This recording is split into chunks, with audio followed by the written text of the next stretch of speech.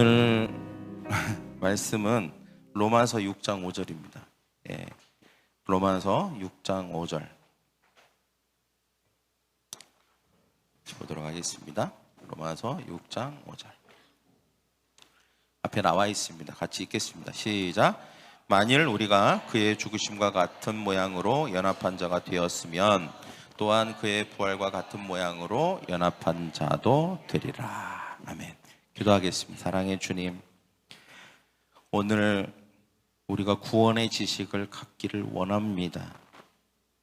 말씀을 들을 때에 이해되게 하시고 그 이해됨이 깨달아지게 하시고 깨닫고 그 복음과 사랑과 하나님의 계획이 나의 것이었다는 사실을 알 수 있도록 도와주시옵소서. 우리 안에 있는 모호함과 혼란과 공허함과 모든 불확실함은 떠나게 하시고 우리 안에 영적 지식을 부어 주시옵소서. 감사하며 예수님의 이름으로 기도하옵나이다. 아멘. 오늘 제목은 같이 읽겠습니다. 시작. 하나님의 필승 전략. 하나님의 필승 전략. 또 다른 말로 하면 필살기 이렇게도 할 수 있습니다.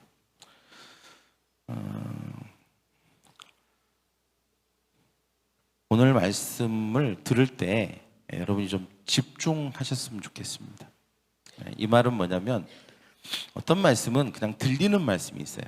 여러분이 크게 집중하지 않아도 그냥 여러분이 귀에 들리고 이해되고 거기에 빨려드는 말씀이 있는데 때때로 정말 우리에게 필요한 말씀인데도 불구하고 그게 잘 안 들리는 말씀이 있어요. 이해가 안 되고 그건 정말 너무 필요한데 그런 경우는 어떤 다른 이유도 있겠지만 이게 영적으로 뭔가 그것이 이해되지 못하도록 가로막혀 있는 경우 때문에 그럴 수 있습니다. 뭔가 이게 이해되면 이게 너무 중요한 거기 때문에 이게 이해되면 안 되는 거예요. 그러니까 뭔가 방해거리들이 너무 많은 거예요. 그래서 그 방해로 인해서 우리가 이해되는 것을 되게 어렵게 만드는 경우가 있습니다. 저는 오늘 말씀이 특별히 그런 말씀 중에 하나라고 생각합니다. 여러분이 무척 집중해서 이것을 이해하고 이것이 무슨 말씀인가 하고 들어야 돼요. 그래야 그리고 하나님께 구해야 됩니다. 하나님 오늘 이 말씀을 들을 때 깨달아지게 하시고 이해되게 도와주세요. 왜냐하면 이것이 굉장히 중요한 복음의 말씀이기 때문에 그렇습니다. 그 신앙생활에 있어서 어떤 꿰어지는 말씀이 있어요. 뭔가 하나를 깨달아야 다른 게 다 이렇게 꿰어지는 말씀이 있어요. 이게 오늘 말씀이 약간 그런 키와 같은 말씀이에요. 그래서 이게 깨달아지면 다른 건 다 깨달아져요. 근데 이게 안 깨달아지면 아무리 성경을 읽어도 잘 모르겠게 돼버려요.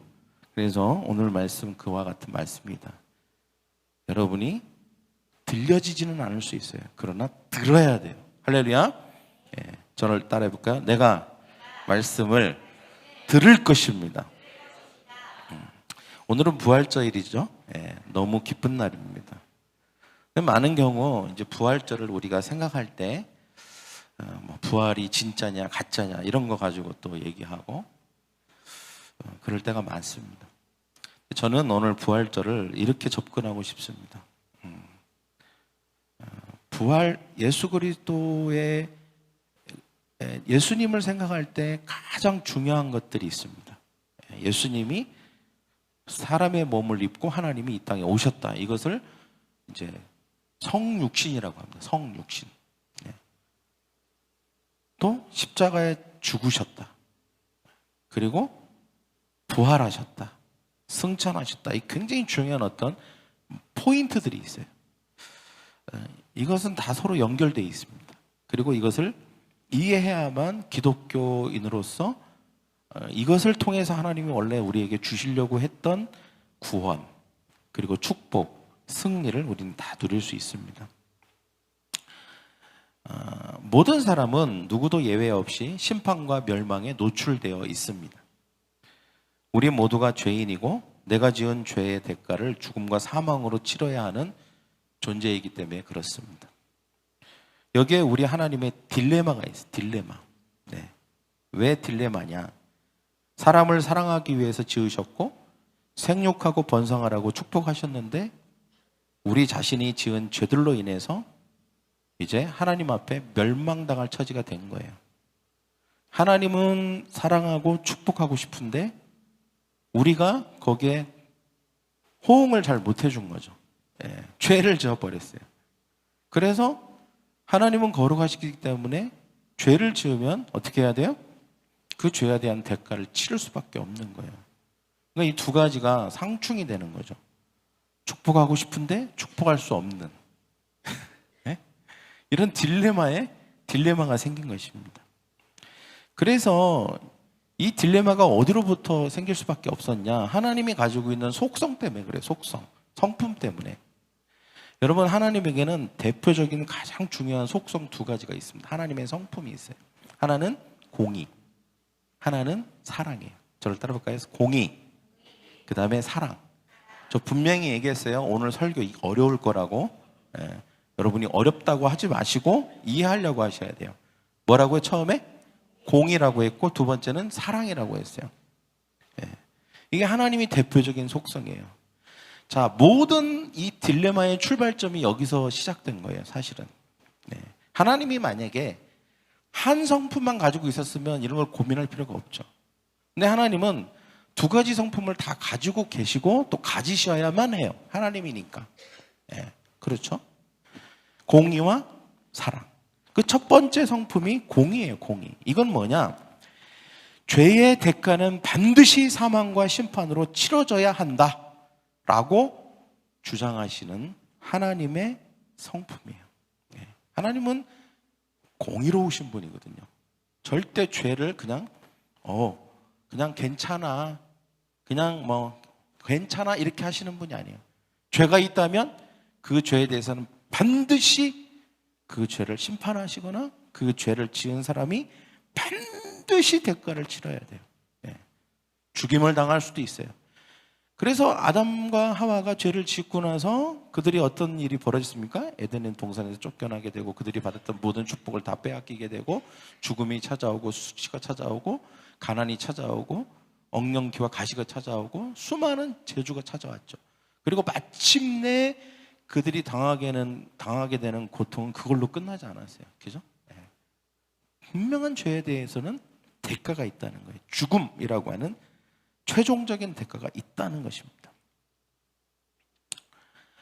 도저히 하나님은 거룩하시기 때문에 절대로 죄를 묵과할 수 없어요. 용납하실 수 없습니다. 의로우신 하나님이에요.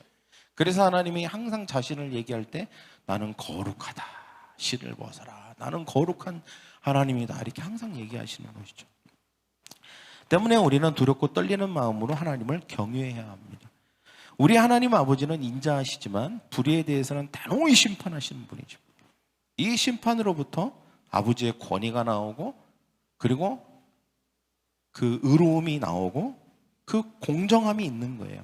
만약에 하나님이 이런 공의로우신 하나님이 아니라면 절대 우리는 하나님으로부터 공정함을 느낄 수 없겠죠. 여러분, 사랑만 해서는 안 되는 거 아시죠? 부모님들. 그냥 다 괜찮다고 하고 다 용납하고 뭘 해도 다 받아주고 그게 자식을 사랑하는 거 아니라는 거 여기 있는 부모님들은 다 압니다. 자식은 모를 수 있어요. 자식은 그렇게 해주기를 바라지만 그게 결코 자식을 위한 것이고 자녀를 위한 것이 아니라는 것은 만약에 정말 자녀가 잘 되기를 바라는 부모라면 그것은 알고 있어요. 그 지식은 있다는 것이죠. 그렇기 때문에 버릇없는 자식, 잘못된 것을 행하는 자식이 되지 않게 하기 위해서 때때로 부모는 엄중하게 대합니다. 그죠? 도저히 안 되겠다 하면 뭘 해요? 때려요. 매를 들어야 돼요. 왜? 말로 해서 안 되면 맞아야 돼요. 왜냐하면 그게 강하게 임팩트가 와야 되거든요. 아, 이러면 절대 안 되는구나. 이것을 알아야 됩니다. 그래서 부모가 정말 가르치고 훈육하고 그 다음에 정말 그 타이밍에 잘못된 길을 가지 않도록 부모가 공의로운 모습을 가지고 나아가지 않으면 그 자녀가 잘못됩니다. 그래서 성경에도 이런 말씀이 있어요. 잠언 13장 24절에 초달을 참아 못하는 자는, 이 초달은 뭐냐면 회초리를 들지 못하는 자는 이라는 뜻이에요. 초달이 그런 말이에요.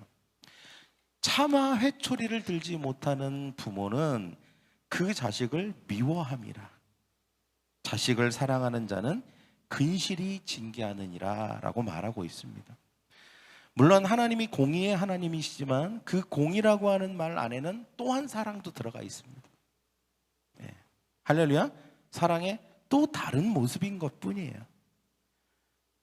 하나님은 자식을 정말 사랑하면 초달을 아끼지 말라고 그랬어요. 네. 회초리를 필요할 때는 들어야 된다는 것입니다. 집안에 무서운 사람이 하나 꼭 있어야 됩니다. 그래야 아이들이 잘 자라는 이치와 같습니다. 그런데 자식을 초달할 때 가장 나쁜 방법은 손과 발로 직접 때리는 것입니다. 인격을 못 오가면 안 됩니다. 인격적인 초달은 우리 조상들이 아주 잘하셨죠. 초달을 해도 일정한 장소에서 하셨고, 일정한 도구로 하셨고, 일정한 부위만을 일정한 횟수대로 하셨습니다. 김구 선생은 어머니에게 초달을 장성에서까지 받으셨다고 합니다. 종아리를 걷고 회초리로 그 종아리를 때리신 것입니다. 항상 인격을 고려해서 남이 보지 않는 곳에서 때렸고요. 때리는 도구가 항상 따로 있었고요. 감정에 따라 때리는 부위가 달라지지 않았고요. 같은 잘못에 대해서는 항상 맞는 횟수가 정해져 있었다고 합니다. 이러면 아무리 맞아도 자식은 상처를 받지 않고 사랑으로 받아들이게 됩니다. 물론 여기는 자식들은 동의하지 않을 수 있어요. 네, 동의하지 않을 수 있습니다. 동의하고 안 하고가 중요하지 않습니다. 우리 하나님도 우리를 심판하시거나 징계하실 때 쓰는 방법이 있어요. 성경을 자세히 보면 하나님이 직접 때리시지 않아요. 직접 때리지 않습니다. 도구를 사용하십니다. 도구. 그 막대기와 도구가 때로는 세상이 될 때가 있고 때로는 사탄이 될 때가 있습니다. 인격적인 배려를 하시는 것이죠. 그래서 한번 초달의 도구로 쓰신 막대기는 용도를 다하면 반드시 꺾어버리셨어요. 네. 아수르가 하나님의 초달의 도구가 될 때가 있었습니다. 바벨론도 그랬어요. 페르시아도 그랬고 로마도 그랬어요. 이스라엘이 잘못을 하고 죄를 지면 주변에 있는 다른 나라가 초달의 도구가 됐어요. 그런데 그 도구는 반드시 꺾어버리셨어요. 반드시 멸망시켰어요. 왜? 하나님 너무 속상한 거예요. 속상한 거예요. 너무 사랑하는 자녀들인데 비록 도구로 쓰긴 했지만 너무 속상한 거예요. 네. 감히 이런 마음도 공의의 하나님이지만 사랑의 하나님인 거예요. 니들이. 그러면서 이스라엘 백성들은 계속해서 하나님이 함께 하셨지만 도구로 쓴 도구는 다 버리셨어요. 그래서 이스라엘은 남아있었고 다른 제국들은 다 꺾어버리시고 다 멸망시키신 거예요. 하나님이 그렇게 하신 거예요. 여러분, 이처럼 그리스도인들은 공의의 하나님을 만나야 됩니다. 할렐루야. 네. 그냥 하나님의 사랑만 생각하면 안 돼요. 여러분, 십자가를 볼 때 십자가에서 공의도 볼 수 있어야 돼요. 공의. 여러분, 십자가에서 예수님이 끔찍하게 매맞으시고 상하시고 그리고 계속해서 피 흘리시고 하는 그게 사랑이지만 공의예요. 공의. 할렐루야. 하나님이 정의로우시고 공의로우신 분이기 때문에 우리의 죄를 다루시는 방법이에요. 그게 우리가 우리의 죄 때문에 당하게 되는 그 모습이 예수님의 십자가를 통해서 나타난 거예요. 사실은 그 맞아야 될 대상은 난 거예요. 피 흘려야 될 대상은 난 거예요. 채찍에 맞아서 온몸이 다 살까지 다 찢어지고 그리고 상해야 될 것은 누구냐? 사실은 난 거예요. 그런데 나야 되는데 예수님이 대신 맞으시고 대신 초달을 당하신 거예요. 그렇기 때문에 그게 공의이면서도 뭐예요? 사랑인 거예요. 사랑인 거예요. 우리는 공의에서 사랑을 또 느껴야 돼요. 아, 사실은 내가 저렇게 돼야 되는데 예수님이 대신 저렇게 하셨구나. 그게 사랑인 거예요. 뭐 사랑이 무조건 잘해주는 거. 죄를 지었는데도 됐어 괜찮아 라고 그냥 쿨하게 넘어가 주는 게 사랑이 아니에요. 절대 그게 아닙니다. 공의를 모르면 사랑도 몰라요. 가끔 보면 요즘 부모님들이 잘못 알고 있는 게 하나 있어요. 무조건 애를 잘해주기만 하면 이 아이가 사랑받을 거라고, 사랑받고 자랐다고 느낄 거라고 생각하는 거예요. 근데 절대 그렇지 않아요. 어떤 아이들은 혼내지 않아서, 그리고 내가 잘못했는데도 부모가 별로 혼내질 않는 거예요. 그냥 넘어가 주는 거 이해해주고, 그게 자기를 사랑하지 않았다고 생각해요. 나중에 크면 무관심했다고 생각합니다. 아이들이 다 알아요. 영적인 영혼이 있는 존재이기 때문에. 그래서 여러분, 때로는 혼내야 될 때는 혼내야 되는 거예요. 우리가 십자가를 바라볼 때 꼭 알아야 될 게 하나 있어요. 하나님의 공의의 하나님, 하나님이 죄에 대해서는 이렇게 분노하시는구나, 이렇게 무서운 분이시구나, 이렇게 죄를 절대로 묵과하거나 간과하시는 분이 아니구나 라고 하는 그 엄중한 공의의 하나님이 보여야 돼요. 십자가에서 사실은. 그래야 내가 사랑도 더 크게 느껴지는 거예요. 여러분, 실제로 우리가 방자해지면, 그래서 곁길로 자꾸 넘나들면 하나님은 때리시면서 나무라십니다. 우리가 구원을 받은 다음에도 우리의 영은 예수 그리스도의 십자가와 부활의 공로로 온전해졌어요. 구원을 받았습니다. 때릴 게 하나도 없어요, 우리의 영은. 그러나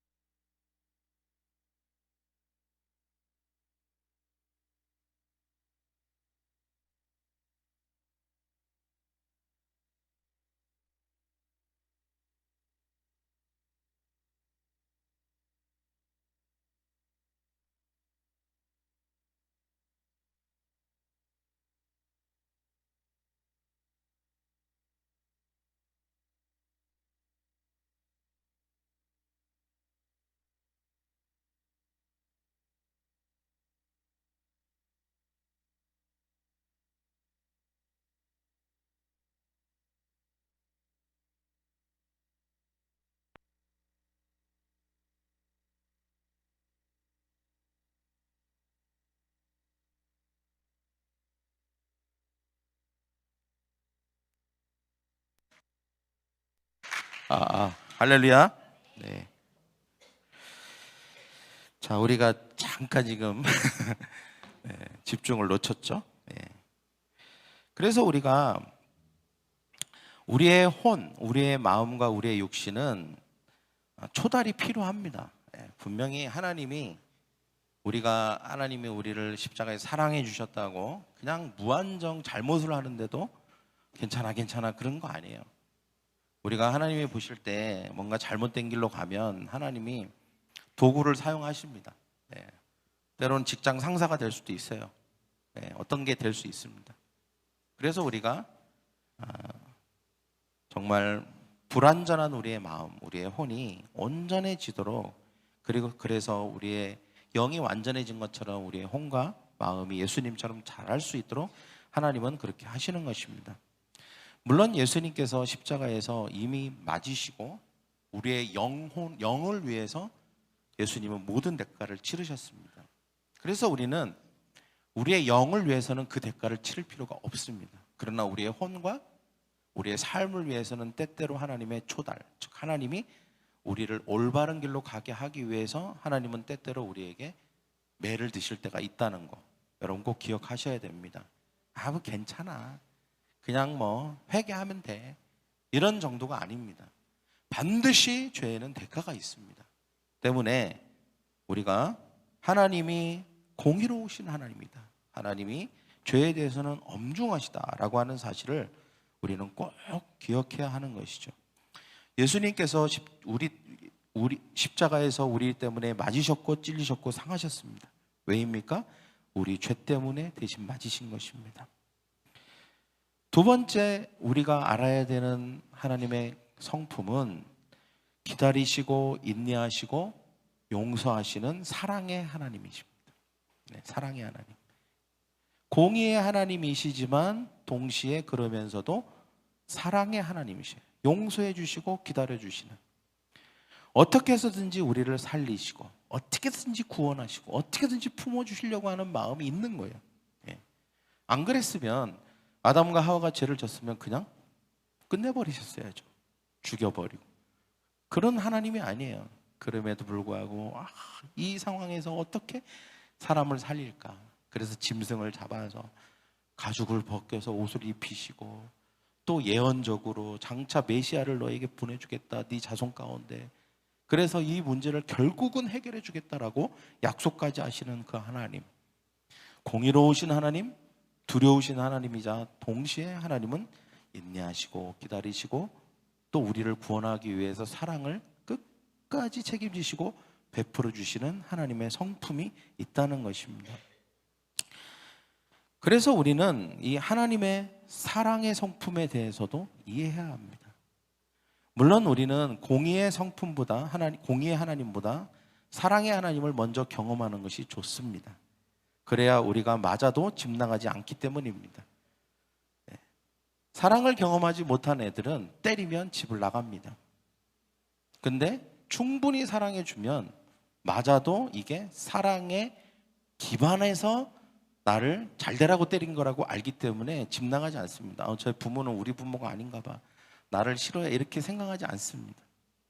그래서 우리가 하나님을 경험할 때는 사랑을 먼저 경험하는 게 중요합니다.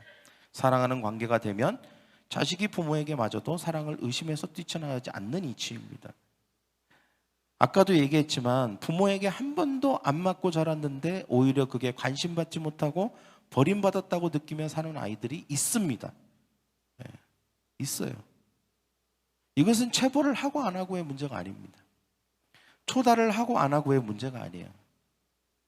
이것은 초달이 맞다, 초달이 안 하는 게 낫다, 틀렸다의 문제가 아니라 어떤 관계냐의 문제입니다. 이것은 어떤 관계냐가 중요해요. 사랑하고 때리면 체벌도 사랑이 되지만 사랑하지 않고 때리면 체벌은 심판이 됩니다. 공의의 사랑, 공의와 사랑, 이 두 가지가 하나님의 성품이고 속성이고 인격이에요. 여러분 여기까지 이해하셨습니까? 하나님에게는 어떤 성품이 있다고요? 공의의 성품이 있고 사랑의 성품이, 죄에 대해서는 절대로 그냥 넘어가지 않는 공의의 성품. 그럼에도 불구하고 어떻게든지 살리고 인내하고 어떻게든지 회복시켜 주시려고 하는 사랑의 성품. 이 두 가지가 죄를 안 졌다면 고민할, 이 두 가지가 충돌할 필요가 없겠죠. 하나님의 이 성품이. 근데 아담과 하와가 에덴 동산에서 죄를 져버렸네. 그러면 하나님은 공의의 하나님이니까 어떻게 하셔야 됩니까? 그 죄에 대해서는 절대로 그냥 넘어갈 수가 없는 거죠. 그죠? 네. 그런데 하나님은 또 어떤 하나님이에요? 사랑의 하나님이잖아요. 사랑의 하나님. 그래서 그냥 거기서 다 죽여버리고 다 없애버릴 수가 없는 거예요. 이 두 가지가 2000년 동안 딜레마였던, 계속 하나님 안에서 계속 딜레마인 거죠. 이것을 어떻게 해결해 보고자 아담과 하와에게 옷도 지어 입히시고, 그 구약 시대에 보면 어린 양을 잡아서 대신 그 어린 양에게 모든 죄를 전가시켜 갖고 이스라엘 백성들을 어떻게 근근히 이스라엘 백성들을 그렇게 이끌고 오신 거예요. 근데 그걸로는 절대 이 전 인류의 이 문제를, 딜레마를 해결할 수 없기 때문에 하나님이 예수님을 계획하신 거예요. 예. 그러니까 이게 하나님의 필승 전략인 거예요. 예. 절대 사단이 눈치챌 수 없는, 사단은 그렇게 똑똑하지 않아요. 그렇기 때문에 하나님이 가지고 있는 이 놀라웠고 복잡하면서도 굉장히 상충되면서도 일반적이지 않고 상식적이지 않은 이 복음의 논리를 사단이 절대 이해할 수 없어요. 근데 하나님은 이것을 계획하신 거예요. 그래서 이것을 실행한 게 뭐냐? 예수님을 이 땅에 보낸 거예요. 보낸 거. 그래서 이 필승 전략이 드디어 필살기로 실행된 게 예수님이에요. 예수님이 이 땅에 오셔서 이것을 행하신 것입니다. 이 딜레마를 푸신 거예요. 하나님이 계속 가지고 계셨던 이 딜레마가 그때 완전히 100% 풀려지게 된 것입니다. 여러분, 죄 지은 우리에게 하나님이 찾아오셔서 이렇게 말씀하실 수도 있었겠죠. 얘야, 내가 너를 사랑하니까 너를 아무 조건 없이 무조건 용서하마. 그래, 내 죄를 용서하노라. 이렇게 할 수도 있습니다. 이러면 하나님이 가진 사랑의 성품은 만족이 되지만 죄 지은 대가로 말미암아 죽음을 치르라고 말씀하신 공의의 성품, 이것은 하나님이 이런 성품을 가지고 있다는 것은 거짓말이 되는 것입니다. 또 죄 지은 우리에게 하나님이 오셔서 네가 죄를 지었으니 네가 다 죄를 갖고 죽어라 이렇게 말씀하시면 하나님이 가지신 공의의 성품은 만족이 됩니다. 그러나 하나님은 사랑이시다라고 하는 이 성품은 또 거짓말이 되고 문제가 되는 것이죠. 하나를 만족시키면 하나가 문제가 되고 또 다른 하나를 만족시키면 또 하나가 문제가 되는 이 딜레마, 이건 어떻게 해결하는 거예요? 계속 상충되고 충돌이 일어나잖아요. 공의의 하나님이 하나님인데 그러면 사랑이 문제가 되고, 사랑이 하나님인데 그러면 공의가 문제가 되는 이 딜레마를 예수님이 푸신 거예요. 그래서 이 포인트에서 아까도 얘기했지만 하나님의 필승 전략이 필요한 것입니다. 이 두 가지 하나님의 속성을 동시에 만족시킬 방법이 없나? 어떻게 하면 공의의 하나님이시면서 사랑의 하나님이실 수 있는가? 이것을 만족시킬 수 있는 방법, 그래서 우리가 살 수 있는 방법. 만약에 하나님이 하나의 하나님이면 죽거나 아니면 죽을 수밖에 없습니다. 우리는 아무것도 아닌 게 되는 거예요. 꼭 반드시 공의의 하나님이자 사랑의 하나님으로서 우리에게 다가오실 때만 우리를 살리실 수 있는 거예요. 죄로부터 구원하실 수 있는 것입니다. 근데 그 방법이 딱 하나밖에 없다는 거예요. 그게 뭡니까? 누군가가 나를 위해서 죽어줘야 되는 것입니다. 누군가가. 그러면 뭣도 이루어지고 뭣도 이루어지냐? 공의도 이루어지고 사랑도 이루어지는 거예요. 그래서 여러분, 구약 시대의 그 수많은 제사들이 바로 이것에 대한 예표예요. 양과 소를 사람 대신에 죽이는 거예요. 사람 대신에. 그러면 하나님의 공의도 이루어지고 뭣도 이루어져요?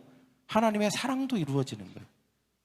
그러니까 그들이 그렇게 하나님의 인도하심을 받고 도우심을 받아서 선택받은 백성으로 그렇게 이어졌던 거예요.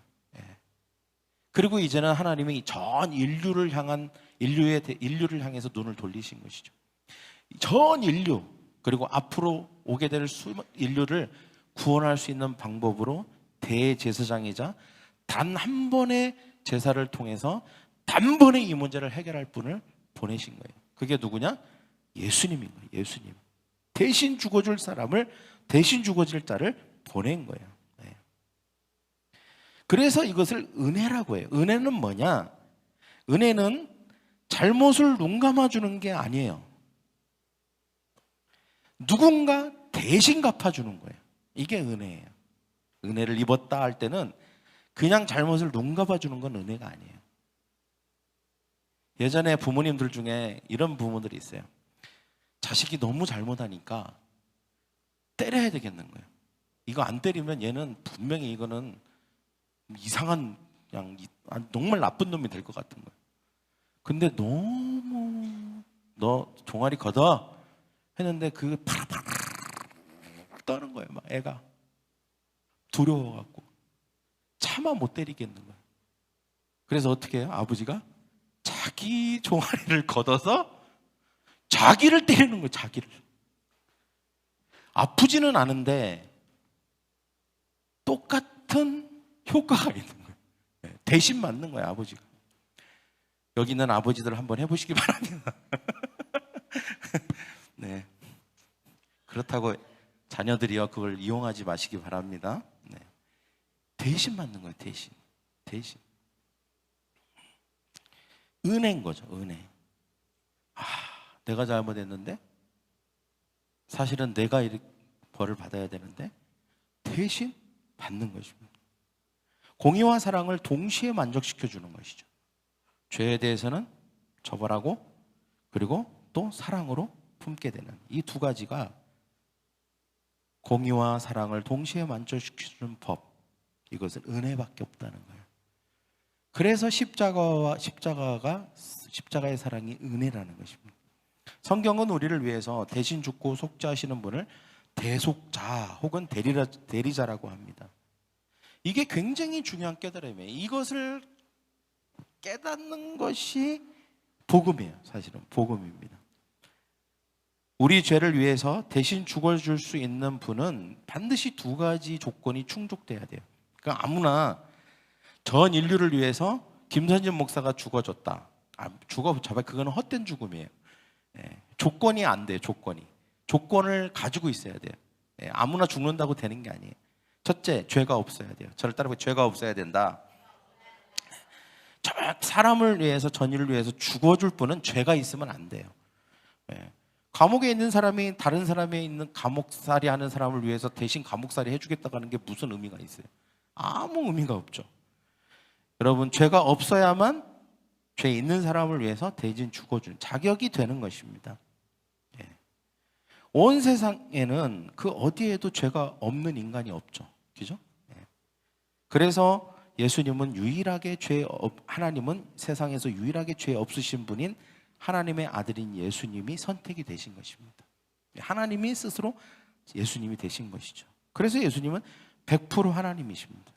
또 100% 하나님의 아들이라는 말은 죄가 없다는 뜻입니다. 할렐루야. 그래서 예수님은 하나님의 아들로 이 땅에 육신의 옷을 입고 오셨다는 거예요. 그렇기 때문에 예수님의 속성은 죄가 없어요. 속성은 죄를 한 번도 지으신 적이 없고 죄에 대해서 알지도 못하세요. 그러므로 말미암아 예수님은 이 모든 하나님의 공의와 사랑, 이것을 대신 그 문제를 해결할 수 있는 분으로 자격이 있는 거예요. 두 번째, 또 어떤 조건이 있어야 되냐? 완벽한 또 인간이어야 돼요. 왜냐하면 하나님이 말씀하신 대로 죄는 반드시 죽음으로 갚아야 되는 것입니다. 때문에 모든 사람은 죄로 인해 죽어야 합니다. 그런데 신이 죽나요? 신은 죽지 않습니다. 때문에 자격이 될 수 없어요. 자격이 될 수 없습니다.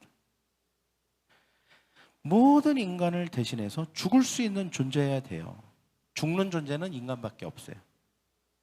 여기에 이게 복음의 신비가 있는 거예요. 신비. 왜 복음을 신비라고 하냐? 어린아이도 어떨 때는 이 신비를 깨달아요. 근데 박사를 10개를 가진 사람도 이 복음을 못 깨닫는 경우가 있어요. 그래서 이게 신비인 거예요. 사실은 너무 똑똑하면 이걸 깨닫기 어려워요. 논리적으로 다가가거든요. 근데 이 신비는 논리적으로 다가가면 안 돼요. 그냥 받아들여지고 이해되고 그것이 그냥 믿어지는 거예요. 할렐루야.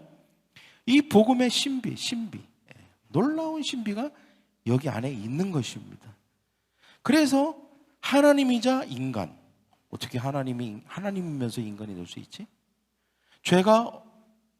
죄는 없고 그리고 죄는 없어서 하나님인데 그리고 또 인간이면서 죽어야 되는 거예요. 그런 분만 전 인류를 대신할 수 있는 자격이 되는 거예요. 그죠? 죽었지만 신이 죽으면 무슨 의미가 있습니까? 아무 의미가 없죠. 그래서 죄 없으신 하나님의 아들께서 죽을 수 있는 사람으로 이 땅에 오셔서 우리 죄를 대신해서 죽으신 줄 믿습니다. 예수님은 죄는 없으십니다. 하나님의 아들이십니다. 그러나 인간의 몸을 입었기 때문에 사람입니다. 그래서 우리의 대속자, 대신 죽을 수 있는 분의 자격을 갖게 된 것입니다. 자, 지금 하나님에게는 절실히 필요한 게 누굽니까? 대속자가 필요하죠. 예.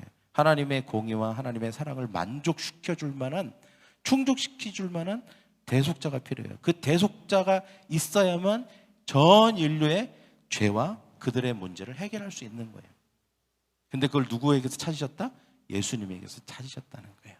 예수님만이 이 공의와 이 사랑의 문제를 해결할 수 있고 이 죄의 문제를 해결할 수 있는 대속자가, 이 딜레마를 해결할 수 있는 대속자가 될 수밖에 없었던 거예요. 할렐루야. 그래서 결론적으로 우리가 깨달아야 될 진리가 있습니다. 예수님이 대신 죽으심으로 두 가지 문제가 완벽하게 해결되었다는 것입니다. 먼저는 우리 죄와 사망의 문제가 근본적으로 해결되었습니다. 그리고 하나님의 두 가지 성품이 완벽하게 만족되었다는 것입니다. 그래서 예수님은 십자가에서 그 십자가를 지시고, 그래서 예수님이 하나님에게서 필승 전략인 것이죠. 도저히 사단이 깨달을 수 없는 필승 전략인 것입니다. 하나님이 예수님에게 이렇게 말씀하신 거예요. 네가 죽어서 이 사람들을 살릴 수만 있다면 네가 죽어야 한다. 네가 죽어야만 사람들이 살 수 있기 때문이다 라고 말씀하신 것입니다. 그래서 예수님이 성육신과 십자가 사건은 하나님의 사단에 대한 죄로 인해 저주와 심판과 죽음에 대한 필승 전략인 것입니다.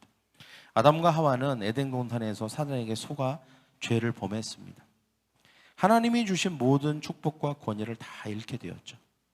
하나님은 모든 빼앗긴 것을 되찾아 주시고자 구속의 계획을 세우셨습니다. 바로 예수님을 인간의 몸을 갖고 이 땅에 보내신 것입니다. 그리고 십자가에서 모든 죄로 인한 하나님의 분노와 저주와 심판을 다 온몸으로 받도록 그냥 내버려 두셨습니다. 그리고 사단은 이러한 하나님의 계획을 결단코 이해할 수 없었습니다.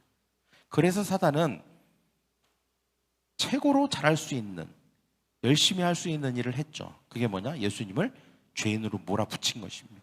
제사장과 가룟 유다와 군중들을 앞세워서 예수님을 죄인으로 만든 다음에 예수님을 죽게 하면 그것으로 끝이라고 생각했습니다. 자기가 이제 이겼다라고 생각을 한 것이죠. 그래서 예수님이 고통 가운데 죽을 때 사단은 자기가 승리했다라고 생각했습니다. 그런데 예수님이 다시 살아나신 거예요.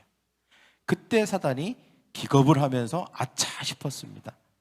왜냐? 예수님이 죄인이 아니셨던 거예요. 죄인이 아니셨던 거예요.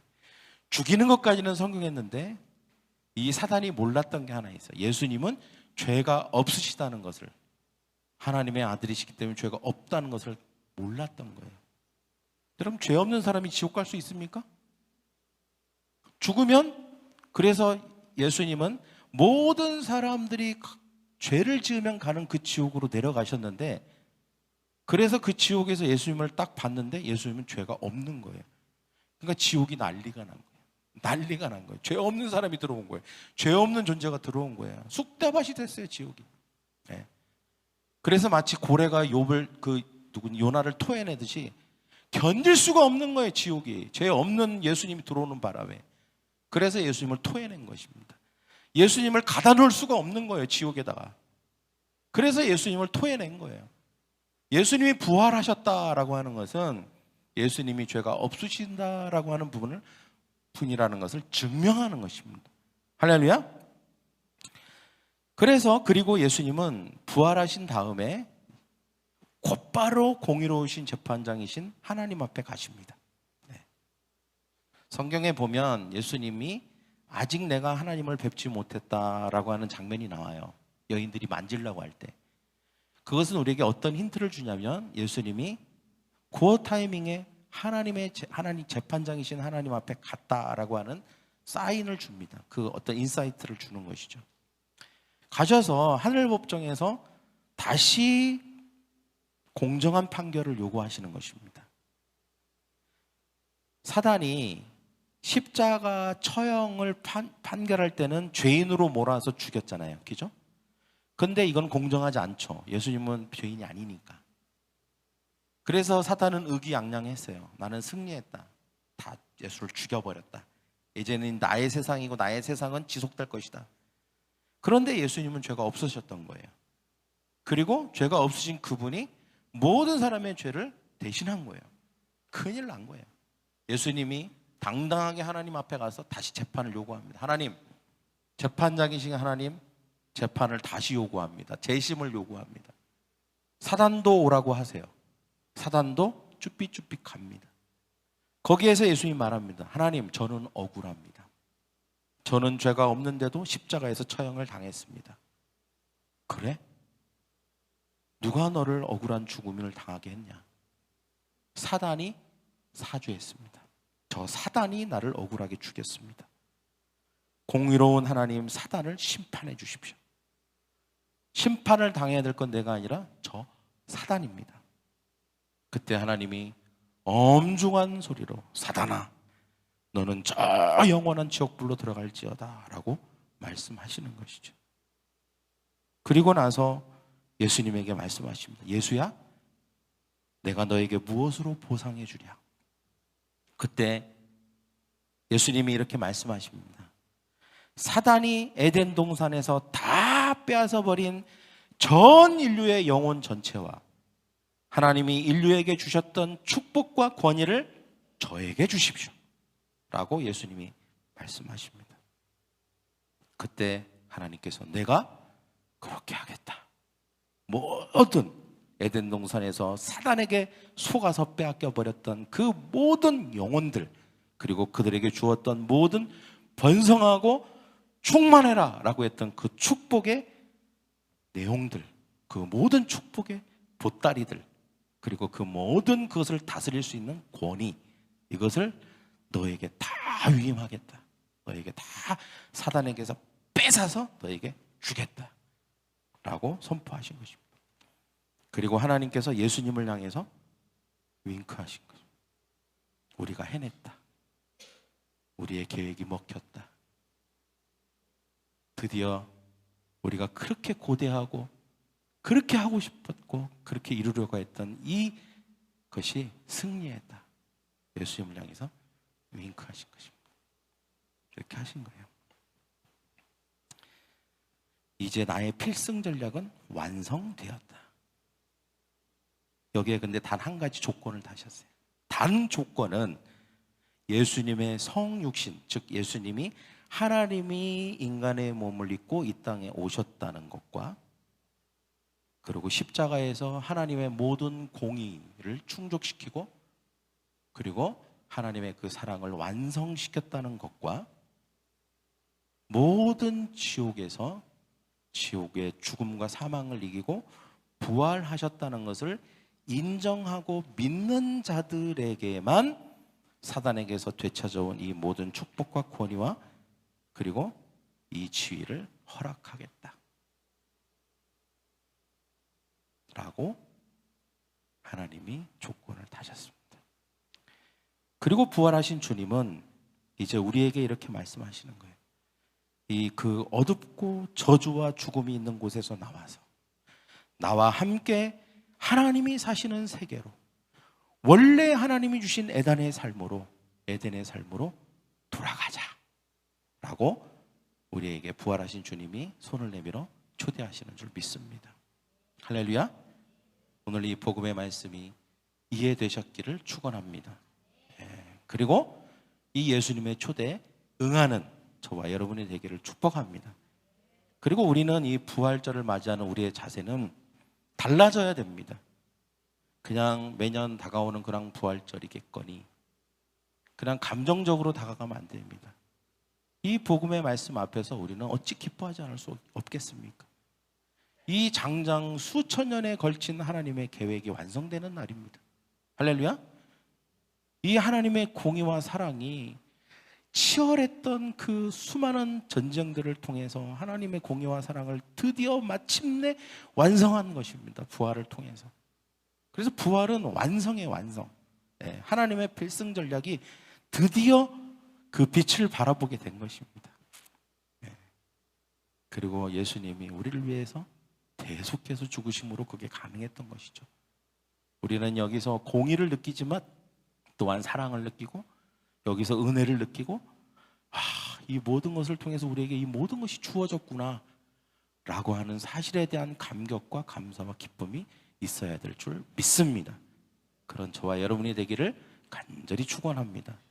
이따 우리가 마지막 찬양할 때는 뜨뜻미지근하게 찬양하면 안 돼요. 할렐루야.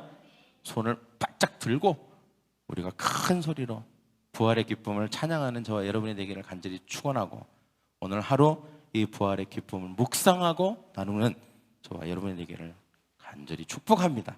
기도하겠습니다. 가슴에 손을 얹고, 하나님,